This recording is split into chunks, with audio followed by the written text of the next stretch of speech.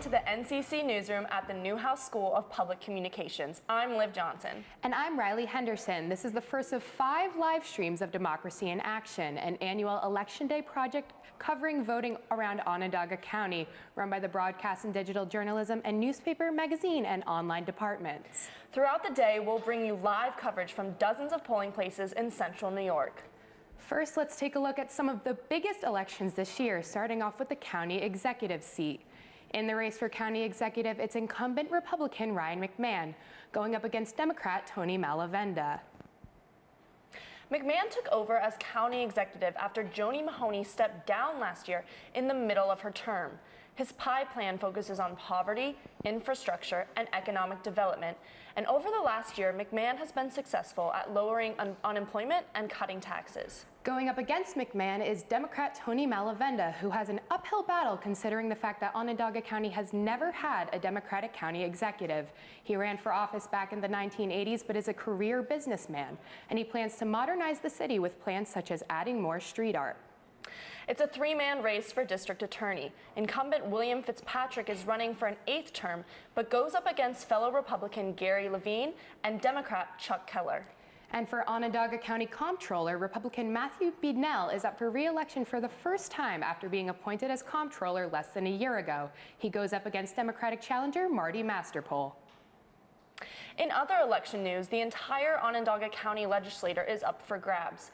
Democrats are pushing to break the Republican hold and win a majority of the 17 seats for the first time in 40 years. 3 seats are also for the taking in the state Supreme Court race. That judicial district spans 6 counties. As if all of those races aren't enough, every town will choose its next supervisor, town councilors, and justices.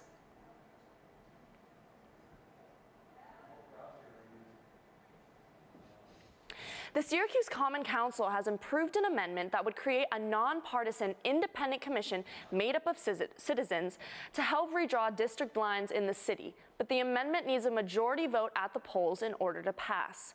Voters in Syracuse can find the proposition on the back of their ballots today and are asked to vote yes or no. Yes means a vote in favor of creating the independent commission to redraw voting districts, while a vote no is against redistricting. In the current system, the Common Council would redraw its own district maps based on data collected in next year's census. However, if the amendment to the city charter passes, then that responsibility would be handed over to the bipartisan commission.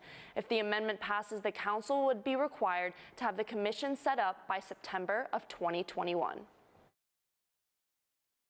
To the polls, our Lilia Wood is here to tell us more about these participants. Lilia? Thanks, Riley. I went to Nottingham High School this morning when the polls opened at 6 a.m. Within the first 2 hours, there were nearly 50 voters at the polling place. One of the first people that arrived was Democratic poll watcher Sandra Davis. She took advantage of early voting in New York, but still came to the polls before 6 a.m. to ensure everything is up and running. We really have to try to thank those people, those election inspectors that give up a full day. It's a long day until 9 o'clock. Think about it. Just sitting here waiting for people to come in, but they enjoy it too. Now, Davis said that she's going to spend her day at different polling places in Onondaga County and plans to bring the election inspectors treats this afternoon. Guys, there were tons of parents with their young children, elders, and even county executive candidate Tony Malavenda at Nottingham High School this morning casting their ballots. Thanks, Lilia. It's a rainy day here in central New York on Election Day, and it is forecasted to rain until late this afternoon. Let's take a look at how the rain is affecting voting from our very own NCC News reporter tweets. Our reporter Mackenzie Pierce says it's a slow day at Faith Heritage School in Syracuse. Cheyenne Nobrega also is at Faith Heritage School, saying the polling workers are excited and ready for voters. NCC News reporter Alexa Roth says the rain isn't stopping voters from casting their ballots at North Syracuse Central School's Administration Building. Brian Hundell is in Syracuse at the WCNY Center, saying rain isn't stopping voters here either. Marco Moy says despite the rain in Pompeii, the town hall is open for voters. For some people, being able to actually get to a polling location can be a major obstacle in the way of voting. But in Onondaga County, both Republicans and Democrats are trying to help fix that issue today. There are a few different ways to get a free ride to the poll days. Voters can call the local Republican headquarters and request to be picked up for a ride to the polls. The Democratic headquarters are offering a similar service as well, and the two candidates in the race for county executive are offering ride services courtesy of their respective campaigns. Call any one of the numbers on the screen if you are looking to request a ride. Meanwhile, others in Syracuse are celebrating Election Day and the democratic process with pasta. Democracy in Action reporter Michelle Knezovic is live at Our Lady of Pompeii Church at a historic party. Michelle? With a day of campaigning and competition, it has been a tradition here in Syracuse to take a lunch break at the Our Lady of Pompeii Church in downtown Syracuse on Election Day. But this year, it is their 70th anniversary. The director of the luncheon says that it is not about the heat of the competition, but coming together as a community.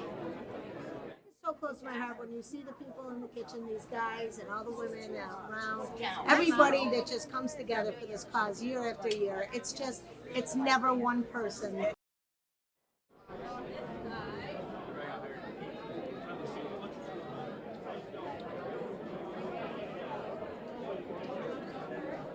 And as you can tell, a bunch of people are already here. The line is wrapped all the way around.